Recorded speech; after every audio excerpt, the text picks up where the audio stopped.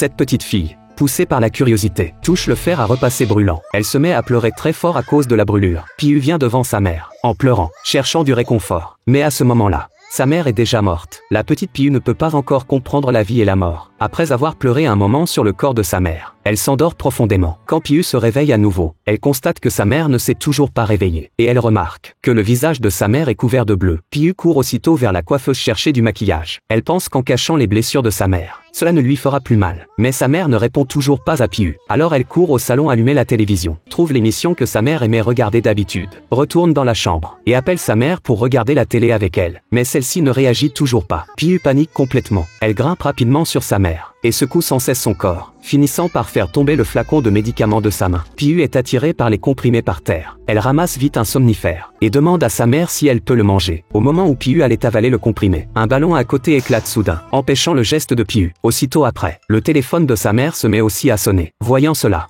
Piu apporte vite une chaise et prend le téléphone de sa mère. Mais dès que Piu décroche, le téléphone tombe par terre, et le père à l'autre bout, entendant le bruit de chute, croit que sa mère est encore en colère contre lui. Il lui dit donc que la prise du fer à repasser n'est pas encore débranchée, puis raccroche. Aujourd'hui devait être le 3e anniversaire de Piu, mais ses parents se sont disputés ce matin. Sa mère, ne pouvant plus supporter la violence domestique, a donc choisi de mettre fin à la situation. Piu, entendant que papa a raccroché, retourne en bas. Elle voit que le robinet à côté n'est pas fermé. Piu apporte encore une chaise, voulant fermer le robinet, mais n'arrive pas à atteindre l'interrupteur. Piu n'a d'autre choix que de partir. Et par terre se trouve une multiprise. Si l'eau coulait jusque-là, les conséquences seraient impensables. Mais Piu, qui n'a que 3 ans, comment pourrait-elle comprendre ce danger potentiel ? Bientôt, Piu ressent à nouveau la faim. Elle veut boire du lait pour se rassasier, mais renverse accidentellement le lait partout. Elle trouve un chiffon pour nettoyer le sol. Puis elle va à la cuisine chercher de la nourriture, et trouve un biscuit par terre. Alors elle imite sa mère, met le biscuit dans le micro-ondes, puis appuie n'importe comment, réglant le temps de chauffage sur 10 minutes. Quand Piu rouvre le micro-ondes, le biscuit est déjà carbonisé, mais n'ayant rien mangé depuis longtemps, Piu a très faim. Elle vient devant la cuisinière, allume le gaz, et jette le biscuit dessus. Rapidement le biscuit s'enflamme. Piu souffle vite, voulant éteindre les flammes.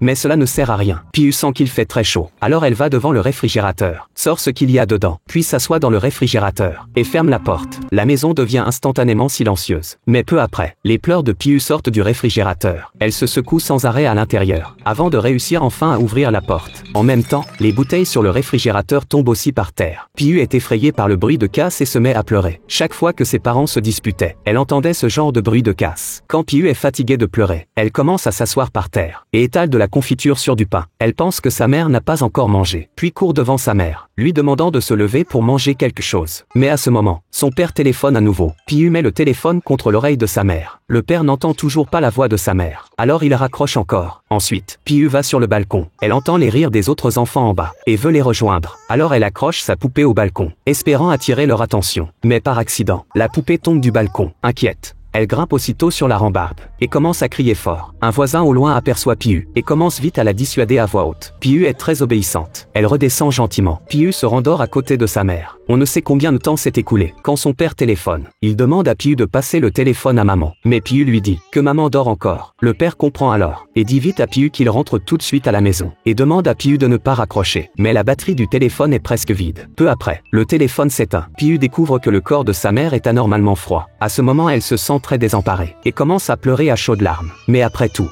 ce n'est qu'une enfant. Après avoir pleuré un moment, elle découvre encore les comprimés par terre. Piu en ramasse un, et le met dans sa bouche sans hésiter. Piu s'endort peu à peu. Le soir venu, le père de Piu rentre enfin. La maison est envahie de fumée épaisse partout. L'intérieur est devenu un vrai chaos. Voyant sa femme allongée sur le lit, et sa fille qui a disparu, le cœur du père est au comble du désespoir. Il appelle Piu à grands cris. Heureusement, il entend la réponse de sa fille. Piu se cache sous le lit. Quand elle voit son père rentrer à la maison, elle dit à son père, « Papa, réveille vite maman.